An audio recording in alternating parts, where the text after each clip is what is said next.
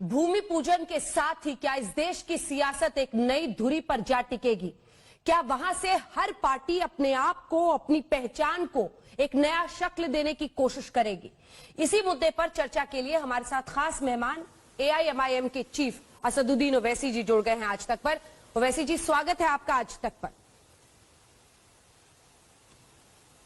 Sir, Priyanka Vadra ने इतनी शिद्दत से प्रभु राम के लिए अच्छा सा ट्वीट किया, आप उनकी राम साधना क्यों भंग करना चाहते हैं ओवैसी जी?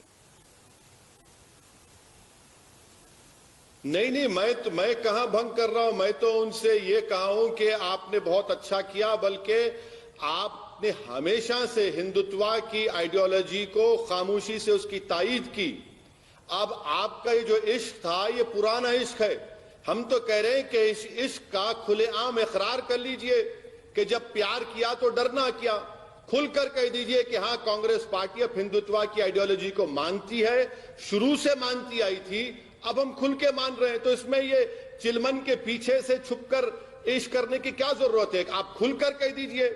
बल्कि आज का उनका ये ट्वीट और बयान तमाम भारत के उन तमाम लोगों के आंखों से पर्दा उठाता है जो असदुद्दीन ओवैसी पर और मेरी पार्टी पर इल्जाम लगाते थे, बी टीम। अरे भैया, ये शुरू से यही लोग टीम है, यही टीम हिंदुत्व आ रही है और इन्हीं की वजह से इस देश में पूरे मसाइल पैदा हुए। बल्कि मैं फिर से आपके प्रोग्राम के जरिए कांग्रेस के उस मोहतरमा से अपील करूंगा कि मोहतरमा, आप खुलकर कह दीजिए ना, क्यों छुप छुप कर कह रहे हैं कि हम हिंदुत्व को मानते आए हैं और मानते रहेंगे, यही आपकी आइडियोलॉजी रही। आप दिल्ली में एक बात बोलते हैं, स्टेट में आपका लीडर एक बात करता है। चलिए, बहुत अच्छा हुआ कि आपने खुलकर देश को बता दिया। अब भारत के जो लोग सेकुलरिज्म पर यकीन आज भी रखते हैं, उनके लिए बड़ा सवालिया निशान बन चुका है। अब उनको तय करना पड़ेगा कि टीम हिंदुत्व का साथ देंगे या टीम इंडिया का साथ देंगे जो सेकुलरिज्म पर यकीन रखते हैं। कई सारे बड़े मकाम और महत्वपूर्ण मकाम इस पूरे मामले में आए जब सबसे पहले राम चबूतरे पर राम की मूर्ति रख दी गई थी, प्रभु राम की। उसके बाद दिल्ली तक खबर गई। पंडित जवाहरलाल नेहरू ने उस वक्त के उत्तर प्रदेश के मुख्यमंत्री जीवी पंत को कहा कि आप यथास्थिति बहाल कराइए। डीएम ने फिर इससे इनकार किया, कहा कानूनी रूप से मामला हो। तो शुरू से चाहे वो नेहरू हो या फिर उसके बाद राजीव गांधी, उन्होंने तो यही कोशिश की कि वहां पर कोई भी विवाद पैदा ना हो। तो फिर आप ये इल्जाम कैसे लगा सकते हैं ओवैसी जी? मैडम, सबसे पहली पॉइंट कि मैं आपकी हरगिज इस बात को मानने को तैयार नहीं हूं कि कांग्रेस वहां पर कंट्रोवर्सी नहीं चाहती थी। कांग्रेस खुलकर मिली हुई थी और मिली हुई है।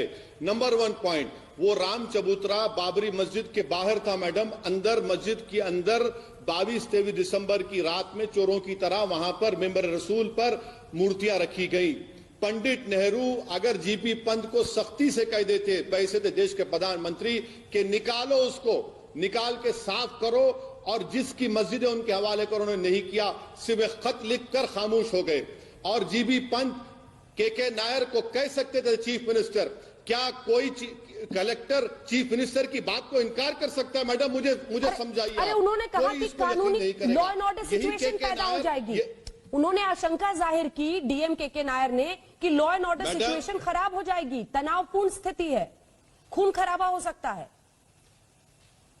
ऐसा है ना मैडम कि जब मस्जिद की बात आती है तो लॉ एंड ऑर्डर का मसला पैदा होता है।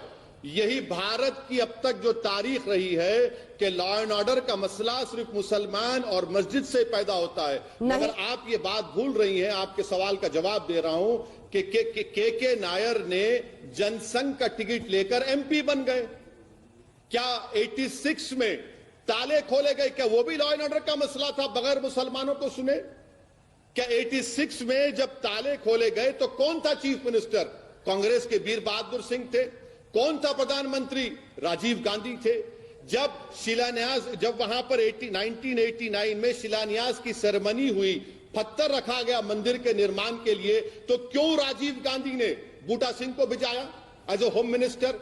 क्या एनडी तिवारी उस वक्त के चीफ मिनिस्टर नहीं थे? क्या कांग्रेस पार्टी नहीं जानती कि 6 दिसंबर 1992 को नरसिम्हा राव 48 घंटे तक पूजा कर रहे थे? आपकी दो बातों वो नहीं रोक सकते थे बाबरी मस्जिद को? दो बातों पर सर काउंटर आर्ग्यूमेंट, आपकी दो बातों पर काउंटर आर्ग्यूमेंट। एक तो आपने कहा कि जब मस्जिद के बारे में बात होती है तभी लॉ एंड ऑर्डर और सिचुएशन खराब होती है, खून खराबा होता है। और दूसरी तरफ आप देखिए, सबसे पहले 30 अक्टूबर 1990 मुलायम सिंह यादव ने जब कार सेवकों पर फायरिंग का आदेश दे दिया तो वो किसके खिलाफ था सर?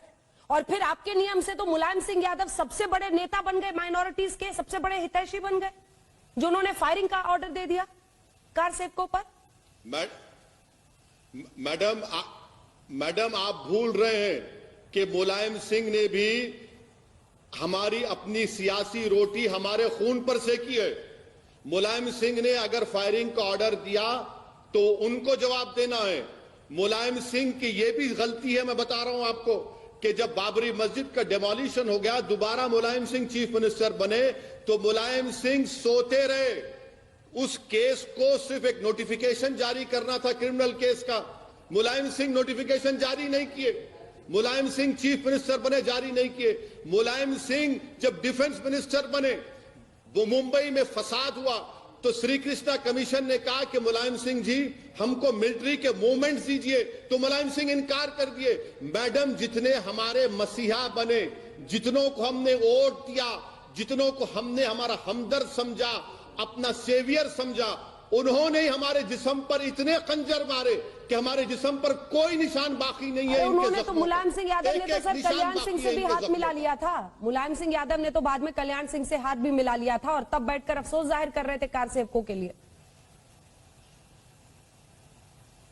बिल्कुल सही कह रहे हैं आप, बिल्कुल सही। कल्याण सिंह 2009 के पार्लियामेंट के इलेक्शन में मुलायम सिंह यादव की पार्टी ने कल्याण सिंह से इत्तेहाद किया, उनके बेटे को सीटें दी, इलेक्शन लड़ा। बिल्कुल सही आपकी बात। तो यही तो मैं कह रहा हूं ना कि जहां पर मस्जिद की बात आएगी, जहां पर मुसलमानों की बात आ गई, तो हमेशा यह देखा जाता है कि भाई बड़ी कम्युनिटी का वोट तो नहीं, कहां नुकसान नहीं हो जाएगा।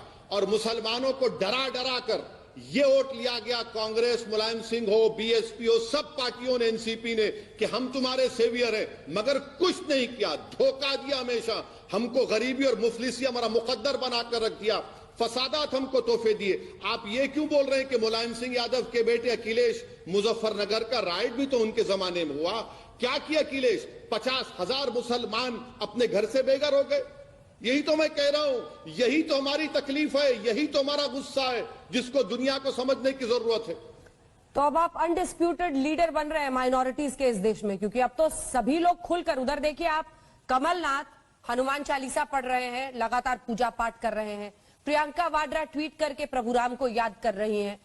तमाम ऐसे नेता हैं अब कांग्रेस के जो खुलकर प्रभु राम को, राम मंदिर की बात कर रहे हैं। तो अब आपको लग रहा होगा कि वो जगह खाली है अब माइनॉरिटीज के एक ही नेता देश में, और वो हैं असदुद्दीन ओवैसी जी।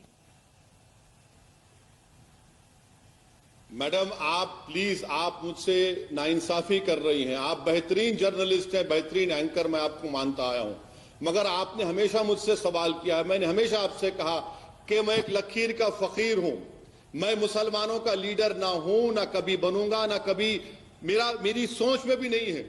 मेरा एक ही लड़ाई है कि भाई संविधान में जो उसूल है, जो राइट्स हैं, उसको इंप्लीमेंट करो। जिसको मुसलमानों ने अपना मसीहा समझा, चाहे वो लेट राजीव गांधी हो, वो आपके नरसिम्हा राव मनूस हो, या फिर आपके तमाम रीजनल पार्टीज हो, एक बता दीजिए ना क्या किया आपने, क्या किया मुसलमानों के लिए। अगर आज भारत में इंडिया का मुसलमान पढ़ लिख रहा है, अपनी जिंदगी अपने घर में चिराग जला रहा है, तो जिम्मेदारी के साथ कह रहा हूं, ये नाम निहाद सेकुलर पार्टियों ने कुछ नहीं किया, धोखा दिया, डरा डरा कर हमारे वोट हासिल किए। यकीनन मैं फिर से कह रहा हूं, जो काम कांग्रेस ने शुरू किया उसको बीजेपी ने मुकम्मल किया। बल्कि मैं प्रधानमंत्री से आज भी कह रहा हूं कि आप मत जाइए बहैसियत प्रधानमंत्री। अगर आप जाते हैं तो आप बहुत बड़ी गलती कर रहे हैं, देश के आईन के खिलाफ, संविधान के खिलाफ। मगर नरेंद्र मोदी को अपने साथ कांग्रेस के तमाम लीडर्स को लेकर जाइए। जिस तरह राहुल गांधी ने आकर आपसे गले मिले थे पार्लियामेंट में, प्लीज आप राम और श्याम की जोड़ी बनकर जाइए ना, जाइए, सारी दुनिया को दिखा दीजिए। हम भी बेचैन और बेताब हैं कि आपकी राम और श्याम की जोड़ी को देखेंगे, पूरा देश देखेगा। अरे ट्वीट क्यों करते हैं? 20 किलो का आप कमलनाथ भिजाते हैं। मैडम, यही वो कमलनाथ है कि 84 के सिखों के राइट्स में इसका क्वेश्चनेबल रोल रहा है। क्या नरसिम्हा राव की आज बड़ी तारीफ करते हैं? क्या नरसिम्हा राव 48 घंटे तक गायब थे जब बाबरी मस्जिद शहीद हो रही? नरसिम्हा राव गायब थे जब सिखों को दिल्ली की सड़कों पर उनका खून बहाया जा रहा था। ये कांग्रेस की हिस्ट्री है जिसको देश को समझने की जरूरत है। और आज अगर मोदी पावर में है, इसका जिम्मेदार कांग्रेस है। 2004 से 14 तक आपने क्या किया? बहुत बहुत धन्यवाद आपका ओवैसी जी, हमारे साथ चर्चा में जुड़ने के लिए और हमारे तमाम सवालों का जवाब देने के लिए। अब देखिए, राम मंदिर का कल भूमि पूजन का कार्यक्रम होना है। उम्मीद रहेगी कि आज तक पर आपकी प्रतिक्रिया उसके बाद भी मिले। बहुत बहुत धन्यवाद।